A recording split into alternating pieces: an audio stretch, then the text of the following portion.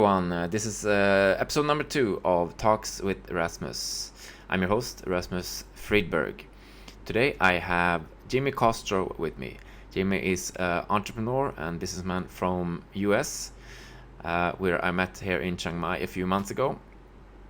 Jimmy is also the founder of a non-profit organization called Children of Chiang Mai, where he helps orphanages in northern Thailand with education and other difficulties that they might experience. So don't hesitate to give a small donation to him if you feel inclined to. And also don't forget to subscribe and like this channel. And also if you want to support me in a more substantial way, you can always buy me a coffee through the Buy Me a Coffee link, which is in the description below.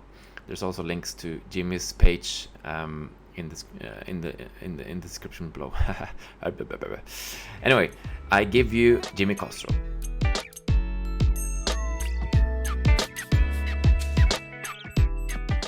All right, welcome everyone to episode number 2 of Talks with Rasmus.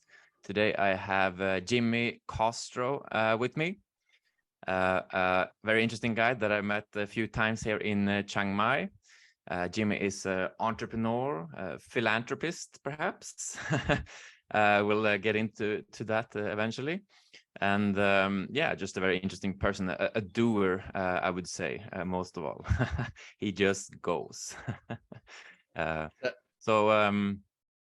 Jimmy, tell me a little bit about your story. Welcome to the podcast, first of all, and then tell me about your story. Where you're born, where you come from. Sure. Thank you for having me. It's been pretty great of an experience the past 4 or 5 years as a backpacker that finally settled down here in Chiang Mai in January. So I'm coming up on 11 months. I'm from New Jersey, right outside New York City, about 15 miles. I grew up there until I was 18 years old, went into the military for 4 years in the Marine Corps. And then from the Marine Corps, I moved down to South Florida, where I stayed for 15 years before I started traveling. So that's kind of my quick synopsis of, yeah. Awesome. Yeah, and we met. I was eyeing you at least for some time online. You were doing a lot of stuff online, and then at some point we eventually met at the gym. I think. I think I was just coming back from a quick trip to Vietnam, and I think we saw it. It was funny because at first you started talking as if we knew each other so well, and I just didn't click. And about 20 seconds later, I'm like, Rasmus. Okay, got it. We've engaged so much online, and then we physically see each other in real life. It's funny that way, like how we get to know each other, through like online almost these days. It's funny.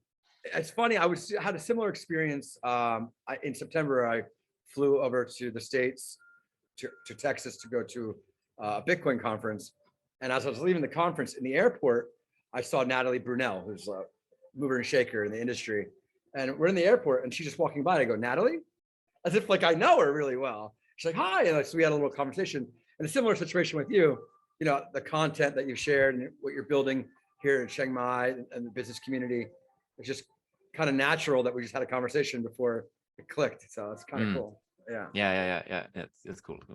So just to put some context into it, so I'm building this business network here in Chiang Mai, and you are sort of a part of that, been showing up to some of our events,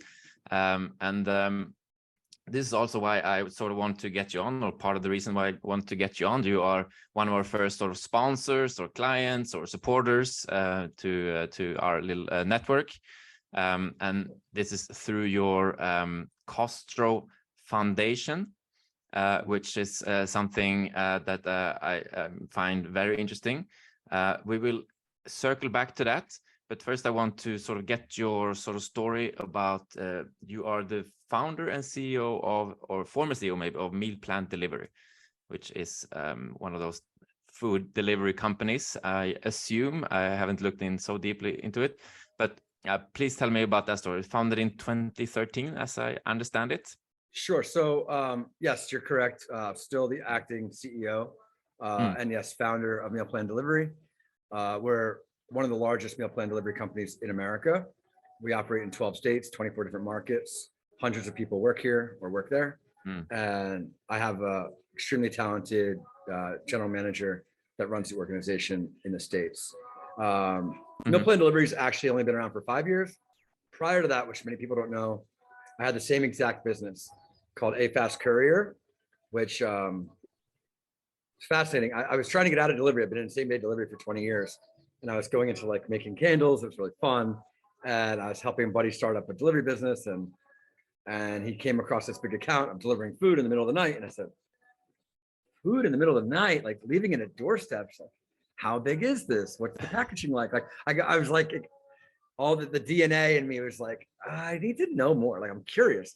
So I went down there and saw 300 deliveries, like, and they were so upside down. They were doing it in U-Haul trucks and like everything was just crazy. So I was like, I could propose how you should probably considerably do this. So I went in the approach of just trying to help them further themselves in 2013. And they're like, no, we need you to do it. I'm like, but I just left delivery and logistics. And they're like, but we really need you to do it. So I said, okay, well, we'll give it a try, but I need you to know, like, I want to, my vision for this is to help you go from 300 members or subscribers to 3,000. Like, I don't want to just fix this and walk away. I want to be committed to it. So that's what happened. And at A Fast Courier, we worked with just that client. We helped them grow from 300 subscribers or members to 3,000 in 3 or 4 years time. They reached number 2 in food and beverage on the Inc. 500 list.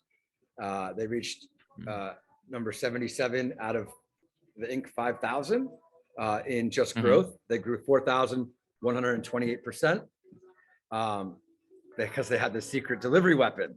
And I said, oh shit, I'm pretty good at this. So maybe I should do it for someone else. Maybe I should see if this is really true. So I started helping other companies. I started talking to the other largest companies in America that do big volumes of food. At that time, it's very fascinating because I had the first business for 4.5 years. Now I'm on 4.5 years at the second business that does the identical same thing. I had a partner at the other business, and then in year 4, we were doing like $4 million in sales, and I wanted to build a really great website, but there was no one in the company to actually like look at the projected volume, like income and costs, and like no one was really managing the P&L. There was just lots of money. Like we had all these trucks and like it was quite crazy. So then I crunched the numbers. I'm like, wow, we're losing like $75,000 US a month. I'm like, how much money do we have in the bank? I'm like, I said to my partner, I said, it was on my birthday. I knew where I was. I was at this bar called TJ's. Yeah. So I was at this place where I work sometimes, and it hit me on my birthday. I said, oh my God, we're losing $35,000 a month. We have $250,000 in the bank or a little more. We've got like a runway of 4 months left. What do we do? And like, because their volume has gone down, we had all of our eggs in one basket. 99% of our business was focused on just them. So I could either sell my way out of it or dissolve it or give it back to them in a healthy way. So, and then I had my business partner. So, and I kind of was a little hesitant about having a business partner the whole time anyway, because he was from a food place. I was from logistics. Yeah. But his wife still works here. So, so I ended up giving it back to them. They had a fascinating stipulation or the proposal to give me like $10,000 a month every month for 12 months to just exit the industry. I'm like, you make food, I provide a service. Like, why is this even an option? So I was like, this is great. I'd love to just take $120,000, go to the beach, have a great life, but because that's my mindset at the time. And I took a few days to think about it, and I was like, I don't really like the feeling that someone's trying to like tell me what to do or buy me. So my partner he got option of 3 months of severance, or kind of like a severance, 10,000. So he took that. And when I went to the meeting, I told them no. And they said, what are you going to do? I said, I'm going to do it again by myself for somebody else. Wow. They said, where are you going to do it? I said, wherever I want. Like, I said, but respectfully, I'm going to go to New York. We're in Miami mostly. And so, long story short, I ended up helping the second or third largest company in the country do the same thing. So they had 300 or 500 clients, up to 2,500 or 4,000. I think we were at one point here last year, this year, this year. And no partner. And now I'm at the end of the cycle because the boards change, business changes, people change. They always want to cut. They try to leave us like 12 times for lower cost, but we only specialize in delivering this one product.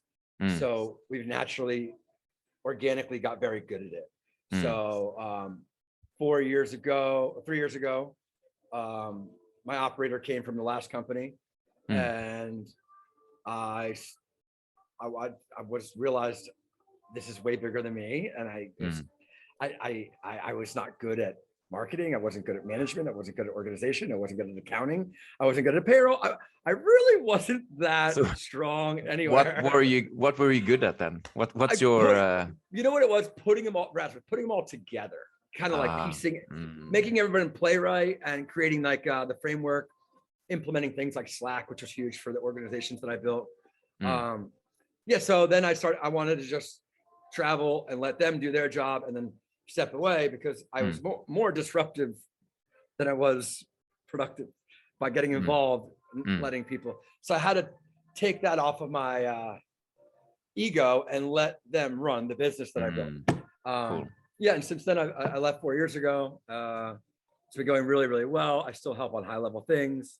We have annual proposals, pricing, liabilities, and then I manage the balance sheet, which I buy Bitcoin. Yeah, so you're still the sort of CEO that sort of make the final calls and stuff. Yeah, she definitely checks in once a week, on high level stuff. Yeah, cool. So that's kind of the business part. And then during that, we got stuck in Laos during COVID for 9 months, and then my sister, I knew she always wanted to get in real estate, and my girlfriend at the time, we were just traveling. She wanted something to do, so I built a real estate company in upstate New York. We ended up buying and selling 50 homes in the first 2 years. It's like a wholesaling business. So I helped my sister go from her one career to doubling her income in another career. And now she has her own business doing this. So that's super fascinating too. So we did that simultaneously. And then, as you know, I spend most of my time now in the nonprofit sector at the Kostro Foundation, the Children of Chiang Mai, which is subsidiary of the Kostro Foundation. And reason being is because it's easier to establish our 501c3 nonprofit in America and have American donors get their tax deductions by donating to a 501c3 versus here. And here we're in the process of starting our foundation, which is a lot more rigorous and intense, and it's a lot more red tape. So, which is cool. Which is cool. Yeah. So that's my story in a nutshell. And you could. Oh, cool. Yeah. Very good, very good. So we'll get back to the Kostro Foundation. I just want to sort of, for the sort of business network, business community that I'm building, I want to dig a bit deeper into the lessons, the business lessons. Sure. Here.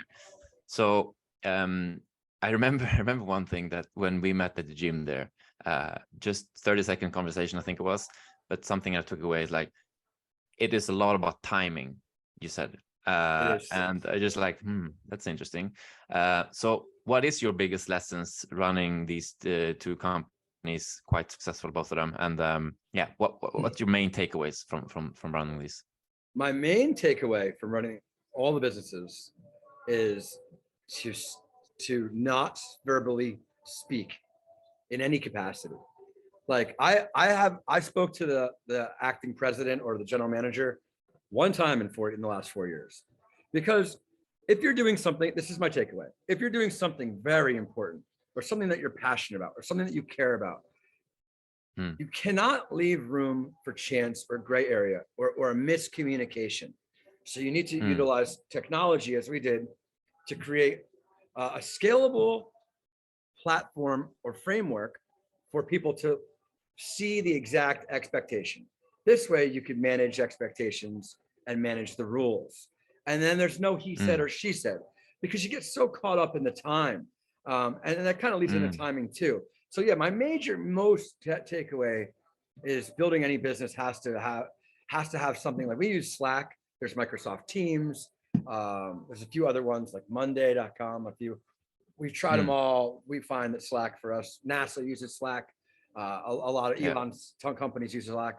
So that's been a major takeaway. And then, I'll have a second takeaway here in a second. I'm thinking, but when you mentioned timing, I did a lot of research in companies, and I can send you a link to this too, like the top 100 companies that have had success. And was it their leadership, or was it their product, or was it product market fit?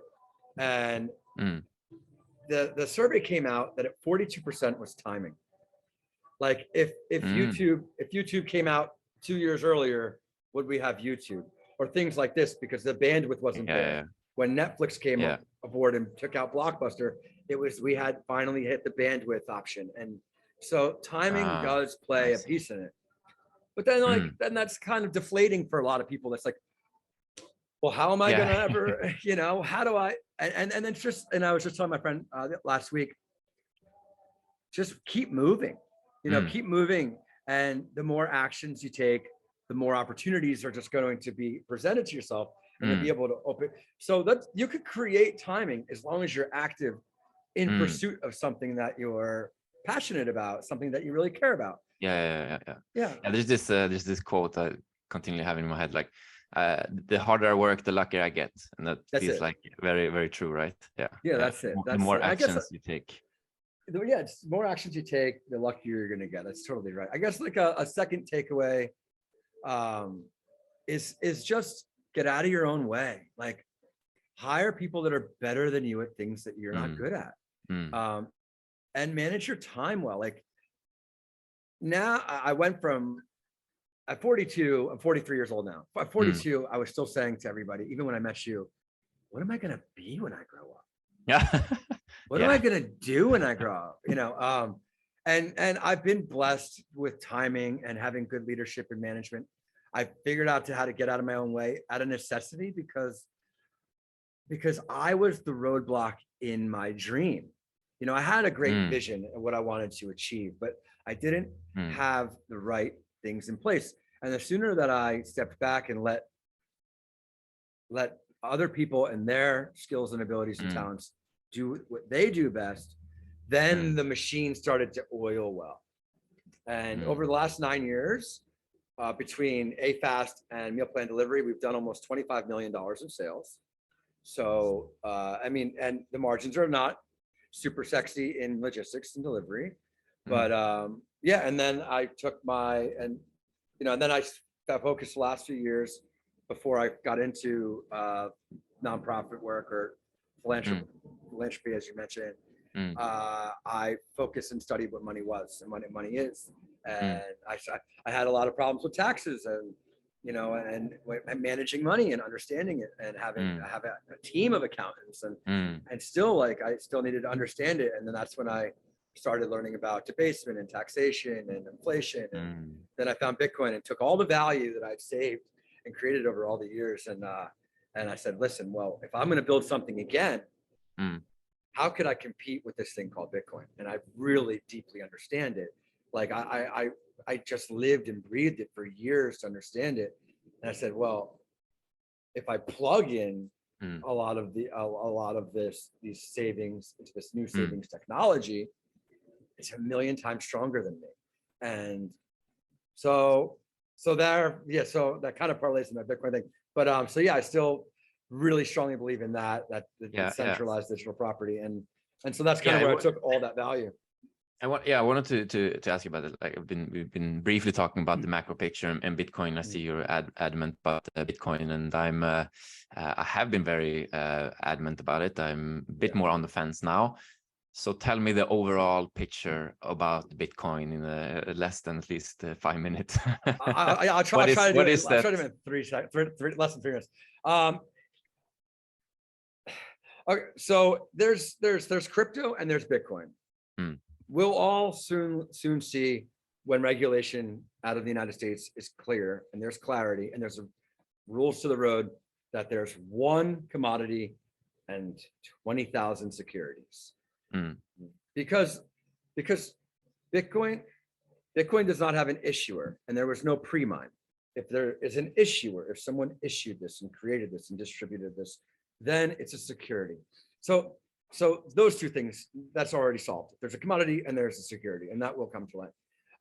But just knowing that there's one of the first scarce assets in human history that was ever either discovered or created. There's only 21 million. And it's just, it's beautiful because it's decentralized, it's permissionless, it's a digital property. It's like, and it's so young. So when you said like, you're on the fence now because you see it go up and down so crazy, it's so volatile. I mean, it's new, it's a baby, it's 12, 13 years old, and it's just finding itself. And the network effects are just this, are running the same as the mobile phone. The network effects are running the same as electricity, as the automobile, even faster. So if you look at that S-curve adoption, we're looking at 4 to 4 or 5 years, we'll have 1 billion people that are adopting it, because countries like Zimbabwe or Turkey or Venezuela have inflation running 100%. Yeah. I mean, 80% inflation. This is crazy. Your life savings is just gone in a year or two. Yeah. It's not the first time for these countries. So, and also, it provides sovereignty and optionality to people that live in countries that have capital controls. Like there's certain countries in Africa where you can't spend more than $400 a month. Like that's crazy. Or women can't cross borders. Women and men can't cross borders. So without how it, do you can remember 12 magic words, and you could walk across with all of your wealth. Yeah. So how do you look at like the control issue? Is it impossible to control it for any, like I'm thinking about government or big corporation to at some point with the right incentives to gain enough of it, or somehow gain control over controlling it, right? Sure, it's a great question. And then you're digitally, you can control people's destiny in a way. So great question.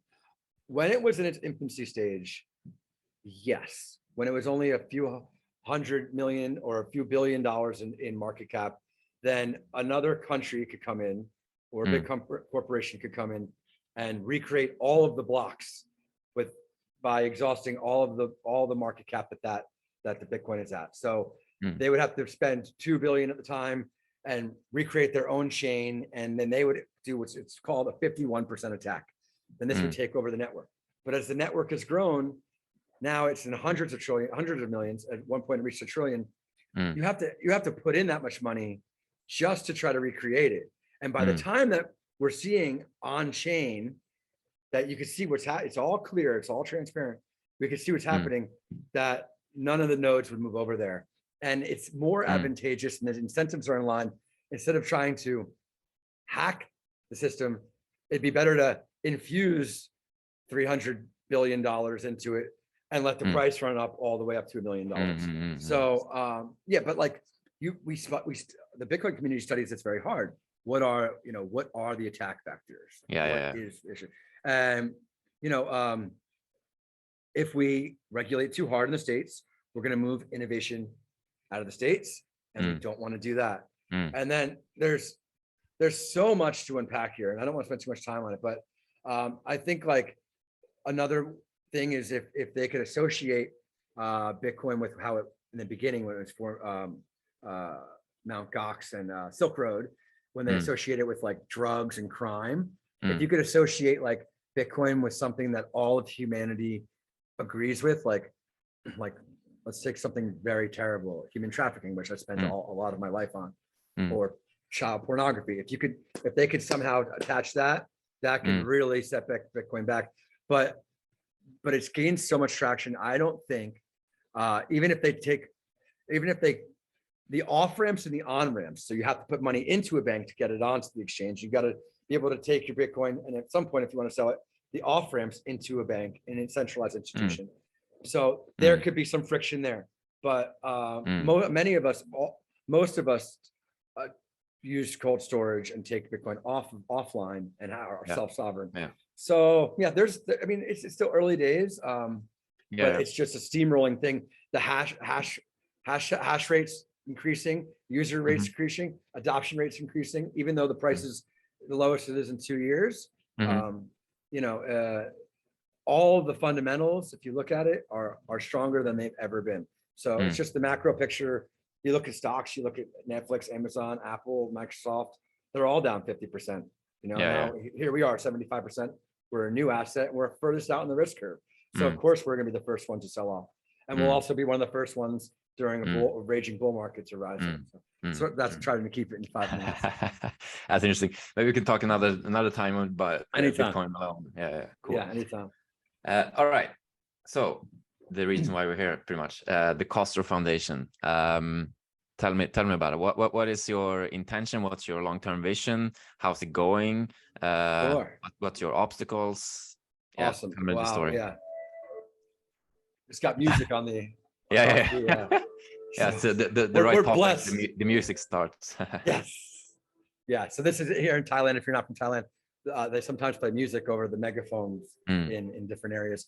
So the Kostro Foundation was formed. I had met my now girlfriend, Phi, who you're familiar with, back in the 1st of July. And we were talking about meal plan delivery because she has a meal prep company. I have a meal prep company. And during the conversation, we're asking each other about our lives and who we are. And she tells me, I'm going to show you something that's going to change your life. I just met her. I'm like, okay, like not much of it, like carry on, next topic. And a week later, she calls me. She's like, I'm picking up at 11:30, whatever. And I'm taking you to the zoo and we're going to meet these girls. I mentioned maybe in our conversation, I've done a little bit of work with the Salvation Army in Mexico. We help buy the kids the shoes, maybe spend a week there. So I go to the zoo and she introduces me to these 20 beautiful orphan Thai children ranging from 4 years old to 17. And it was a shocking moment because I was like, why, how, what, why, when, what? Like, they're so well behaved, they're so beautiful, they're so clean, they're so polite, they're so mannered. They want me to like a photo, and I'm like, okay, what's going on? So like 10 minutes later, we walk up into an area of the zoo where they go in to like a little ride, like a little like stationary ride. And I walk into the men's room and I just break down, and I'm like, I'm very emotional and I'm trying to digest what's going on. And I try to walk out of the restroom and I can't. I still have tears. I'm like, I'm a grown man. I'm 42 years old. These are kids. I gotta get my act together. So I got my act together and walked back out. Fi's looking at me like, what was I just doing? Smoking a joint in the bathroom? Why are my eyes bloodshot? Who knows? So halfway through towards the end of the zoo, I had spent more time in translation meeting Kunpun, who is the guardian or the mother of these children. I didn't really care to know much more. I was so grateful for how she's raised these children. I wanted to contribute. So at that time, I right there donated as much as the app will allow you. We have these apps in Thailand, banking apps. And we had to do it in 5 increments. And so I think at the time I gave like 100,000 baht. So for some reason we had to do it in 20,000. My transfer was new. And I didn't even know, like, I didn't really even do my due diligence. Didn't even know. I was just like, please, thank you for whatever. So then they invited me for the next week to go to the orphanage to see their home. And during the time I was starting to think a lot about this and learning a lot about it. And like, I start learning about, human trafficking and where these children come from. And I get to the home, and let's just bring you to where the children come from. The orphan children in Thailand come from 5 traditional places. Primarily poverty, parents that are in prison, number 2, violence and crime and drugs, 3, parents that passed away. I think number 3 got both of those. So yeah, pretty much poverty, drugs, passed away, crime. And a lot of parents can't afford their children, so they'll drop them off. And then they end up going back into the same circle that sent them there. So I said, well, what could we do to, instead of just giving, I want to help try to make social change and become a social entrepreneur.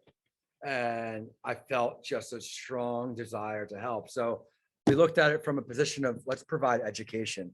So the girls and the kids and the boys, now boys, because we have many, that will have a better economic opportunity. They'll be more aware. And we first walked in and we saw that the sanitation issue was a major challenge. The bathrooms weren't working properly. The girls have reached womanhood, 12, 13, 14, even up to 17 years old. They should have proper hygiene, sanitation, shower, toilet.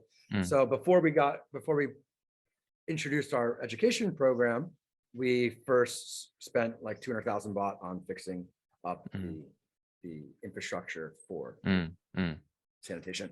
And then, so that theme became similar as we moved on to other orphanages. Now we see that one of the orphanages furthest away up in the mountains that we're spending a lot of time in this market, they're very small in size for a 12-year-old or a 10-year-old or 14-year-old because they only really eat rice and noodles every day. So before we introduce our education program into this one, we're looking at nutrition. So then we look at, okay, how much vegetables does a child need? 1.5 to 2 cups per day. And then you look at it saying, okay, we've got 65 kids up there, 75 people that are managing the process.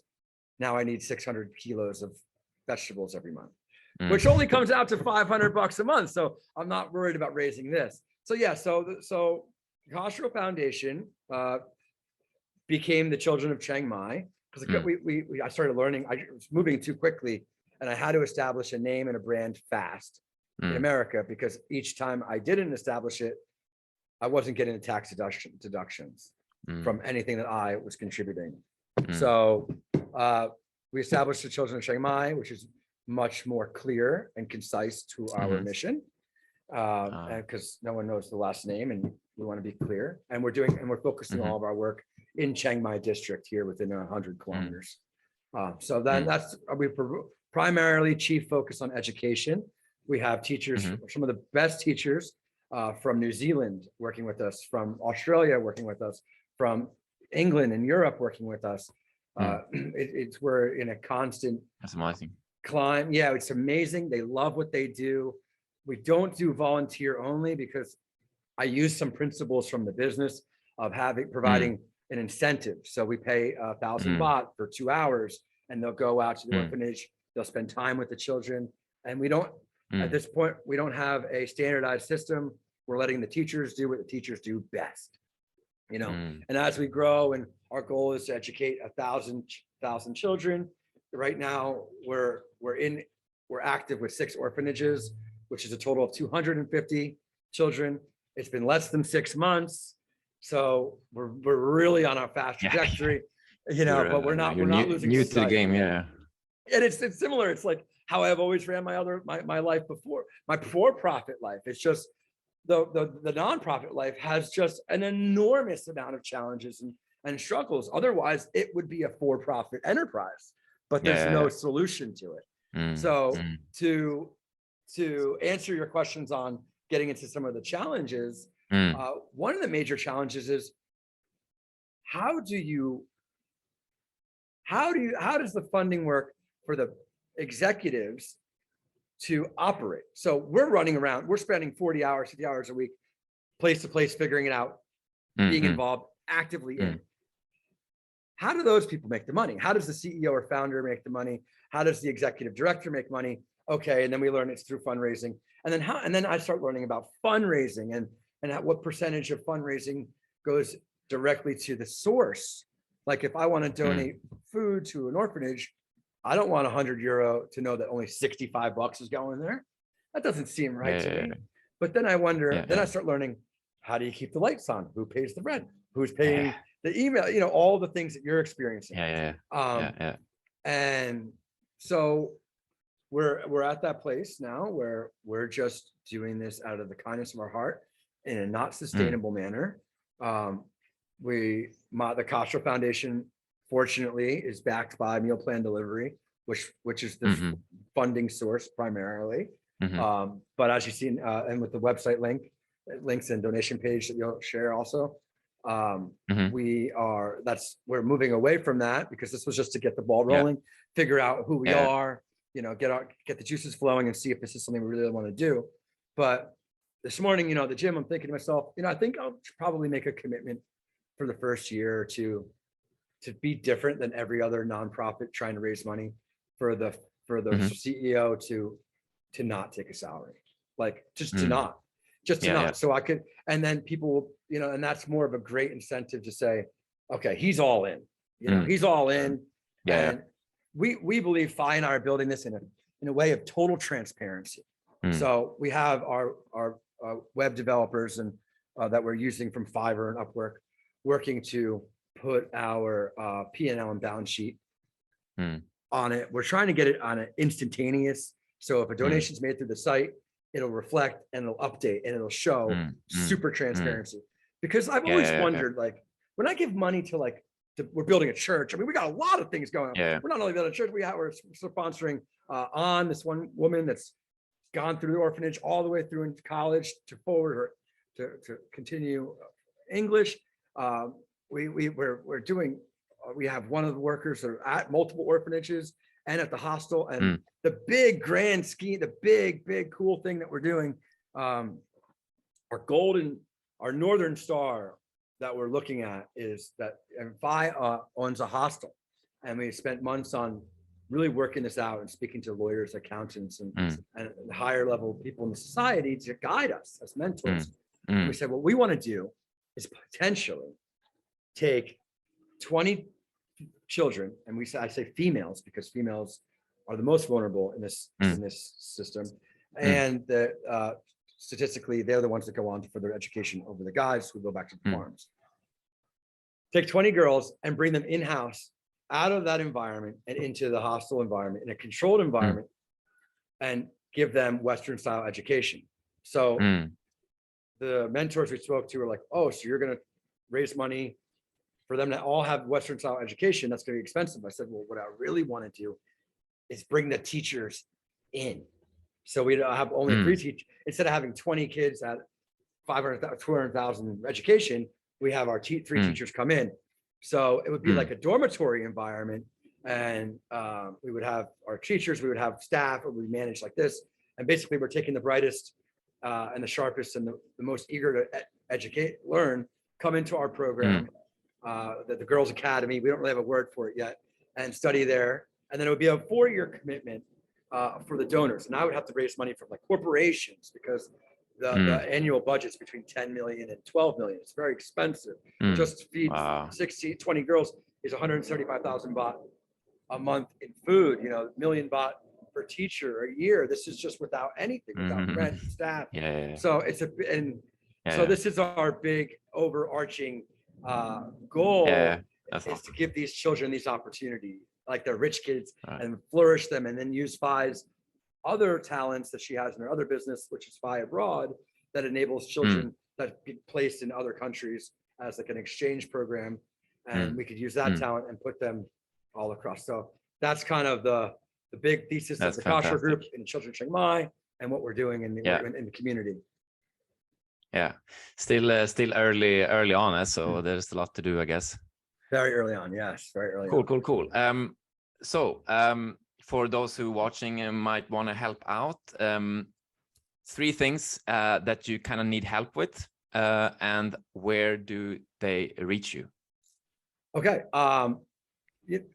honestly, it's just root for us, talk about us, share about us, let people know what we're doing. Of course we need things. We have an endless supply of needing things. Right now we're raising for 4 things. One's nutrition for the kids on the mountain. One's education for 250 kids for a full year. One is we're building a church. So we're helping this orphanage that has a church, and the community goes to the church. And the 4th thing is transportation. So in order for us to do our job, we really have to reach very remote and difficult places to reach them without a 4x4 vehicle. So, we're praying for these things. We're working hard on learning the model of donations and branding, and we're very new. We're only 4 months old, but that's our 4 core things: is education, nutrition, the church, and transportation. We can be found at thechildrenofchiangmai.com or on Facebook at Children of Chiang Mai, or anywhere you can find Jimmy Kostro. It'll link over there. And Twitter. Yeah. I will we'll provide the links in the description here, in the text. Cool. Cool, fantastic. I'd love to reconnect in a few months and see how it goes, and Sure. yeah, have a deeper conversation. That sounds great. Thanks for having me, Rasmus. All right, man. Have a Talk great to you day. soon.